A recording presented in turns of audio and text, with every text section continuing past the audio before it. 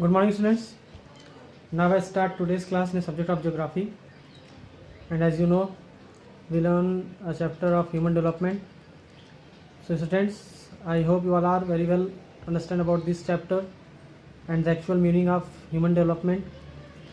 In a previous chapter, we learn about the different approaches regarding the human development. So, students, now we are move our next topic, which is the international comparison. Now we are looking about the what is the facts which is provided by NCERT to us to the concern of human development in the concern of especially international comparison. तो students अब हम अपने इस topic को शुरू करते हैं कि जो अंतर्राष्ट्रीय कंपैरिजन है हमारे पास उसमें हम कहाँ पे हैं, कहाँ पे ठहरते हैं. तो इसमें कुछ ज़बरदस्त चीज़ें दी हुई हैं, चौंकाने वाली चीज़ें दी हुई हैं, जिसमें आप देखिए कि मानव विकास का देश के आकार और उसकी इकोनॉमी से कोई खास फ़र्क पड़ने वाला नहीं है.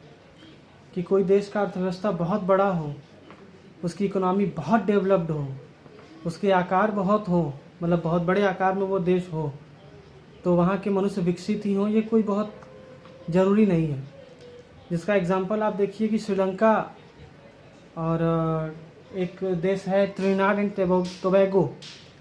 एंड टोबैगो जो कि अमेरिकन कॉन्टिनेंट में पड़ता है और नॉर्थ और साउथ अमेरिका के बीच में ये छोटे महाद्वीप हैं.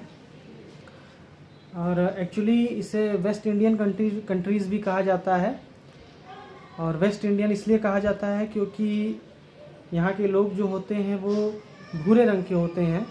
और इसी आधार पे हमारे जो हम लोग, चूँकि हमारी भी जो रेस है, प्रजाति है, अंग्रेज़ों ने जिसे डिवाइड किया है, तो हमें भी भूरा ब्राउनी पीपल कहा जाता है हमें. तो इसलिए हमें ईस्ट इंडियन यानी कि पूर्वी इंडियन और उन्हें वेस्ट इंडियन. हालांकि वेस्ट इंडीज़ नाम की कोई धरती पे कंट्री नहीं है. जैसे एक क्रिकेट टीम है जो कुछ समूह हैं, द्वीप समूह हैं, आइलैंड्स ग्रुप्स हैं जो मिलकर के क्रिकेट खेलती हैं. जमैका, ट्रिनिडाद एंड टोबैगो ऐसे छोटे द्वीप हैं, आइलैंड्स हैं. तो इनको मिला करके West Indies team, cricket team तैयार की गई. तो ज्योग्राफिकल रीज़न है, मैं आपको इसलिए बता दे रहा हूँ, यहाँ का एक्सप्लेनेशन दे रहा हूँ. और इस वजह से रीज़न भी बता दिया कि क्यों इनको वेस्ट इंडीज़ कहा जाता है, इनके कलर के बिहाफ पे, क्योंकि भूरे होते हैं. और हमें ईस्ट इंडियन कहा जाता है. ईस्ट इंडिया कंपनी इसी से फॉर्मेट हुई थी क्योंकि हमारा जो कलर है वो भूरा है. अब कलर भूरा क्यों? क्योंकि हम इक्वेटर के बहुत नज़दीक बसे हुए देश हैं, तो सन रेस की वजह से हमारा जो कलर है वो स्पेशली ब्राउनी पीपल की तरह आ जाता है. और जैसे जैसे हम हाई एल्टीट्यूड पे जाते हैं नॉर्थ की तरफ, वैसे वैसे हमारे देश के लोगों के रंग में अंतर आता है. तो ये चीज़ें मैंने क्लास में भी डिस्कस की थी, आप लोगों को बताई थी. आप इसको जानिएगा, समझिएगा. तो ट्रिनिडाद टोबैगो की बात हो रही थी. ट्रिनिडाद टोबैगो एक अमेरिकन कॉन्टिनेंट में बसे हुए ये देश है. श्रीलंका को आप देख ही रहे हो, हमारे नीचे है. और ये जो देश है ये ह्यूमन डेवलपमेंट इंडेक्स में हमसे ऊपर है. तो क्या कारण हो सकता है? क्योंकि अगर देखा जाए तो इन देशों की अपेक्षा हमारी इकोनॉमी बड़ी है, हमारा जो स्ट्रक्चर है, जो हमारे पास लैंड मास है वो ज़्यादा है, फिर भी ह्यूमन डेवलपमेंट इंडेक्स के मामले में हम इनसे पीछे हैं. तो स्टूडेंट्स, हमने आपको, आई होप कि ये क्वेश्चन का आंसर आप खुद समझ गए होंगे, जान गए होंगे. क्योंकि ह्यूमन डेवलपमेंट इंडेक्स को नापने के लिए हमने जो मेज़रमेंट आपको बताए थे, वो मेज़रमेंट के हिसाब से इन देशों ने उस पर अच्छा काम किया और अपने यहाँ का ह्यूमन डेवलपमेंट इंडेक्स को इम्प्रूव किया. यानी कि जो देश सोशल इंफ्रास्ट्रक्चर पे ज़्यादा खर्च कर रही है, अपने पीपल्स के ऊपर ज़्यादा वेलफेयर प्रोग्राम चला रही है, उनके इकोनॉमिकल स्टेटस को बढ़ाने के लिए, उनके हेल्थ के लिए, उनके एजुकेशन के लिए, जो सोशल डिफरेंशिएशंस उनके साथ हो रहे हैं उसको डिडक्ट कर रही है, तो इस बिहाफ पे उनका विकास, उस देश का जो ह्यूमन डेवलपमेंट इंडेक्स है वो ऊपर जाएगा. तो हमारे पास आपको पता है कि ये 1 पॉइंट में ही इसको, एक नंबर के अंदर ही पॉइंट वाइज इसको इंडिकेट किया जाता है. तो जो हाईएस्ट इंडिकेशन है वो 0.8 पे है. ह्यूमन डेवलपमेंट इंडेक्स का हाईएस्ट इंडिकेशन 0.8 पे है. उसके बाद जो मीडियम इंडिकेशन है 0.5 से 0.799 के बीच में है.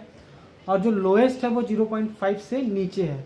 यानी हाईएस्ट 0.8 के ऊपर, 1 के अंदर. 0.8 के ऊपर, 1 के अंदर। उसके बाद जो मीडियम है वो 0.5 से लेकर के 0.799 के बीच में है। और उसके बाद जो लोएस्ट में आएगा वो 0.5 से जो नीचे आ रहे हैं ह्यूमन डेवलपमेंट इंडेक्स में इतने नंबर जिनको मिल रहे हैं, तो ये इनके कैटेगरीज में डिवाइड किए गए हैं। इन नंबर्स के आधार पे उन देशों के ह्यूमन डेवलपमेंट्स को नापा जाता है। तो इन तरीके से ये मेज़र किया जाता है। ह्यूमन डेवलपमेंट इंडेक्स को 3 कैटेगरीज में बांटा गया है, मेजरमेंट के आधार पे ही पॉइंट्स में ये बांटा गया है। और हम अपने आपको बताया कि कैसे कैसे ये डिवाइड है। तो सबसे हाईएस्ट रैंक वालों को हम देखते हैं, जो हाईएस्ट रैंक कंट्रीज़ हैं। और 2005 का हमारे पास रिपोर्ट है, आप लोगों की किताब में हो सकता है वो डिफरेंट हो, तो अपने हिसाब से देखिएगा। मेरे पास 2005 का रिपोर्ट हमारे पास है। तो इसमें 57 कंट्रीज़ हैं जो हाईएस्ट इंडेक्स में काउंट किए गए हैं, जिनका रैंक 0.8 से ऊपर है। और जो टेबल 4.3 है उसमें आप देखिए, इसमें आपको टॉप 10 कंट्रीज़ मिलेंगी, जिसमें सबसे टॉप पे नॉर्वे है, जो एक नॉर्डिक कंट्री है। एकदम आपको नॉर्दर्न हेमिस्फीयर के सबसे टॉप पे ये कंट्री मिलेगी। आप लोग इसको मैप में देखिए, ये कंट्री कहाँ पे है, नॉर्वे देश कहाँ पे है। और इस तरीके से 10 कंट्रीज़ हैं, Norway, islands, Australia, Luxembourg, Canada, Sweden, Switzerland, Ireland, Belgium, संयुक्त राष्ट्र, यूनाइटेड नेशन। इस तरीके से ये देश हैं जो मोस्टली ये सारी नॉर्दर्न हेमिस्फीयर में, इसमें जो केवल ऑस्ट्रेलिया है वो एक सदर्न हेमिस्फीयर का कंट्री है, बाकी सब नॉर्दर्न हेमिस्फीयर में यूरोप में बसे हुए देश हैं। इन्होंने इसका कारण यही है जो मैंने अभी बताया कि इन्होंने अपने सोशल इंफ्रास्ट्रक्चर पे ज़्यादा खर्च किया, अपने पॉपुलेशन के एजुकेशन पे, उनके हेल्थ पे ज़्यादा उन्होंने एक्सपेंड किया, अपना पैसा खर्च किया, जिसकी वजह से इनका जो सोशल सेक्टर है वो काफ़ी मजबूत हुआ। वहाँ के सामाजिक जो एक तरीका से का स्ट्रक्चर है, वहाँ पे कोई डिस्क्रिमिनेशन नहीं है, कोई सामाजिक आधार पे भेदभाव नहीं है, किसी भी प्रकार का इनइक्वलिटी नहीं है। जो भी अपॉर्चुनिटीज़ है, कल हमने अपने लेक्चर में ये सारी बातें की थी कि जो भी अपॉर्चुनिटीज़ है वो समाज के हर लोगों तक समानता के साथ पहुंच रही है। और इसमें देखो तो सबसे बड़ी बात है कि बहुत सारे देश इसमें ऐसे हैं जो कॉलोनियल कंट्री रहे हैं, यानी कि साम्राज्यवादी देश रहे हैं। वो एक समय में दूसरे देशों के ऊपर अपने साम्राज्य को फैलाएं कॉलोनियल पीरियड में।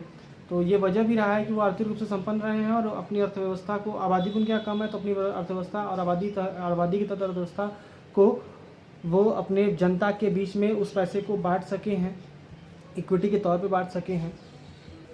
अब जो दूसरा इंडेक्स हम देखें, मीडियम इंडेक्स जो हमारे पास है, उसमें करीब 88 कंट्रीज़ हैं। और इन कंट्रीज़ में इनका सबसे बड़ी बात यह है कि इन कंट्रीज़ का जो डेवलपमेंट हुआ वो सेकेंड वर्ल्ड वार के ख़त्म होने के बाद हुआ। कुछ कंट्रीज इसमें से प्री कॉलोनियल कंट्रीज़ थी, जिनके ऊपर उपनिवेशवाद गुजरा, यानी कॉलोनियल पीरियड गुजरा, यानी कि ये किसी बड़े देश के कॉलोनी में रही। और कुछ कंट्रीज इसमें वो रही जो 1990 के बाद यूएसएसआर से डिसइंटीग्रेट होने के बाद ये सामने आई। और बहुत तेज़ी से इन्होंने अपने यहाँ के जो सोशल डिविजन्स थे, जो सोशल कॉन्फ्लिक्ट्स थे, उनको ख़त्म किया। और ख़त्म करने के बाद धीरे धीरे ये ह्यूमन डेवलप इंडेक्स में तेज़ी के साथ सुधार कर रही हैं। और आज के डेट में ये मीडियम इंडेक्स को इंडिकेट कर रही है, मीडियम इंडेक्स में है।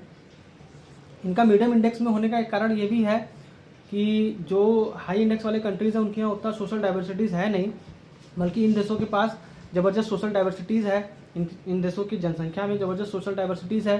तो इस सोशल डाइवर्सिटीज़ की वजह से इनके यहाँ सोशल कॉन्फ्लिक्ट भी बहुत तेज़ी से उभर के आया, जिसकी वजह से मानव विकास सूचकांक यानी ह्यूमन डेवलपमेंट इंडेक्स में ये पीछे रह गए। तो ये कारण बहुत ज़बरदस्त कारण, आप इस पर भी ध्यान दीजिएगा। ह्यूमन डेवलपमेंट इंडेक्स में हाईएस्ट कंट्री जहाँ पे सोशल डाइवर्सिटी नहीं है, और जो मीडियम कंट्रीज़ हैं, मतलब मीडियम इंडेक्स वाले कंट्रीज़ हैं, वहाँ पे सोशल डाइवर्सिटीज़ हैं। इन सोशल डाइवर्सिटीज़ और कॉन्फ्लिक्ट को ख़त्म करने के कारण या ख़त्म न होने के कारण या ख़त्म करने की प्रक्रिया के कारण ये अभी मध्यम यानी कि मीडियम इंडेक्स को प्राप्त किए हैं। ये डेवलपमेंट इंडेक्स में अभी मीडियम में है। तीसरा हमारा है लोएस्ट इंडेक्स, और इसमें करीब 32 कंट्रीज़ हैं। और ये काफ़ी छोटे छोटे देश हैं। और इनमें इनके लोएस्ट इंडेक्स होने का सबसे बड़ा कारण है सोशल अनरेस्ट, पॉलिटिकल अनरेस्ट, और उसके साथ साथ इनके देशों में अक्सर सिविल वार हुए हैं या हो रहे हैं, और इन देशों में हमेशा जैसे राजनीतिक अस्थिरता, अकाल, बीमारियां, इन दौरों से ये देश गुजरते रहे हैं, जिसकी वजह से ये डेवलपमेंट प्रोग्राम्स को ठीक तरीके से लॉन्च नहीं कर पाए, और लॉन्च किए भी तो पहले अपने यहाँ के सोशल अनरेस्ट को वो ख़त्म नहीं कर पाए, पॉलिटिकल अनरेस्ट को ख़त्म नहीं कर पाए। इन चीज़ों से अगर बच जाए तो फिर वो नेचुरल क्लैमिटीज़, अकाल, सूखा, इन चीज़ों से ये उलझे रहते हैं। तो ये कारण से सूडान जैसे देश हो गए, इथोपिया जैसे देश हो गए, जो मिडिल अफ्रीकन कंट्रीज़ हैं, इन देशों की अगर हम बात करें तो क्राइम रेट इनके यहाँ बहुत ज़्यादा है, जिसकी वजह से ये डेवलपमेंट इंडेक्स में लोएस्ट रैंक को पाए हैं, सबसे नीचे रहे हैं। तो ये एक कारण है। तो आप देखिए, आप इन तीनों रैंक को देखिए, इन तीनों रैंकों को देखने के बाद तय करिए कि क्या कारण रहे हैं। मैंने कारण आपको बता भी दिया। जहाँ पे सोशल डाइवर्सिटीज़ नहीं रही वहाँ पे डेवलपमेंट अच्छा हुआ, जहाँ सोशल डाइवर्सिटीज़ रही वहाँ पे डेवलपमेंट मीडियम रहा, और जहाँ पे ज़बरदस्त सोशल डाइवर्सिटीज़ रही, पॉलिटिकल अनरेस्ट रहा, तो जाहिर सी बात है जब पॉलिटिकल अनरेस्ट रहेगा, जब इकोनॉमिकल अनरेस्ट, पॉलिटिकल अनरेस्ट रहेगा तो इकोनॉमिकल अनरेस्ट होगा, सोशल कॉन्फ्लिक्ट रहेंगे तो वहाँ पे लोग आपस में झगड़े में उलझे रहेंगे, सिविल वार रहेंगे तो कभी देश एक कंट्री के रूप में, स्टेट के रूप में खड़ा नहीं हो पाएगा। तो इन वजहों से वहाँ पे मानव के विकास की संभावनाएं खत्म हो जाती हैं, मानव विकास की संभावनाएं रह जाती हैं। तो ये कारण रहा है इन देशों का हाईएस्ट, मीडियम और लोएस्ट रैंक पाने का। स्टूडेंट्स, तो आप इन चीज़ों पे ध्यान दीजिएगा, देखिएगा, और मुझे उम्मीद है कि आप लोगों को ये सारी चीज़ें समझ में आई होंगी।